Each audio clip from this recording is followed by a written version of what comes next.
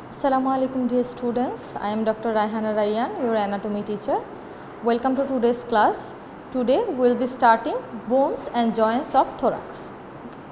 So, in the thoracic region, we will be starting with sternum. This bone of the body, this midline bone, this is called sternum. Okay. Today we will be starting sternum. So, this is the sternum. From sternum we have to cover these few points. Okay. At first we have to know the anatomical position of this bone, then you have to know the parts, attachments, relations, joints, ossification and clinical importance of this bone. Okay. So, we will be starting with the parts of this bone. This is a midline flat bone in our body. A morphological type of this bone is flat bone. So, this is sternum. This bone has three parts. Upper quadrilateral part, or this part is called manubrium. This middle part is called body, and this lower small part is called xiphoid process. Okay. So, this bone has three parts. Upper quadrilateral part is called manubrium, middle part is called body, and lower triangular or small part is called xiphoid process. In manubrium, there are two surfaces and four borders. This border is called upper border, this things is called lower border, these two are lateral border, right lateral border and left lateral border. And there are two surfaces in manubrium, anterior surface and posterior surface. In the body, there is upper part, this is upper part, this is lower part of the body, and laterally there are lateral border which is marked by costal facets. Okay.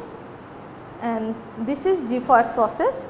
This xiphoid process, this is a small process, this has two surfaces, anterior surface and posterior surface. These are the part of this bone. Okay. The superior border of manubrium is marked by a notch. This notch is called jugular notch. Okay. This is called jugular notch.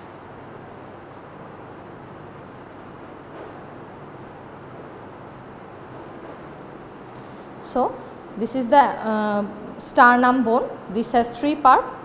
Upper part is called manubrium. This is quadrilateral in shape. It has four borders, upper border, lower border and two lateral borders and two surfaces, anterior and posterior surface.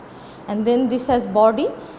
Anterior surface of the body is marked by three faint lines or ridges. Okay.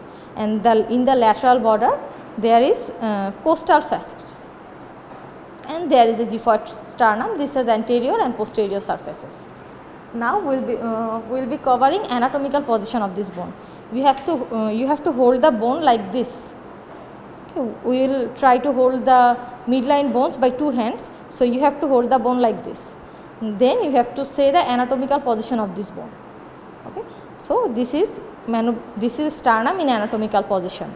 So, in the upper part there is manubrium, in the lower part there is xiphoid process. If you see carefully, you will see the body is directed slightly forward. In this bone, if you see this body is not straight. So, in anatomical position you have to say the body is directed downward and slightly forward. Okay. In the upper border of manubrium, this is marked by a notch called jugular notch.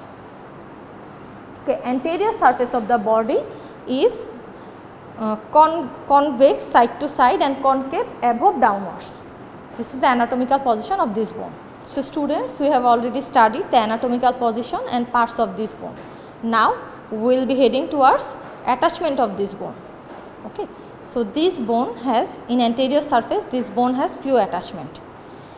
In the upper part of manubrium, there is attachment of a muscle called sternocleidomastoid in this region. In this region, there is a muscle called sternocleidomastoid. And in the lower part of the manubrium and along the side of the body, there is a muscle called pectoralis major. Okay. And in the xiphoid process, in the anterior surface, there is a muscle called rectus abdominis. These three are the attachment of anterior surface of sternum. Now we will be knowing the attachment of posterior surface of the sternum. Okay. In the manubrium there are in the posterior surface of manubrium there are attachment of two muscles. Number one is sternohyoid muscle. Okay. And in the lower part of the body in the manubrium there is a muscle called sternothyroid muscle. Okay. And in the body there is the posterior surface there is a muscle called sternocostalis. And in the xiphoid process there is a diaphragm. So in the posterior surface there is a sternohyoid, sternothyroid, sternocostalis and diaphragm.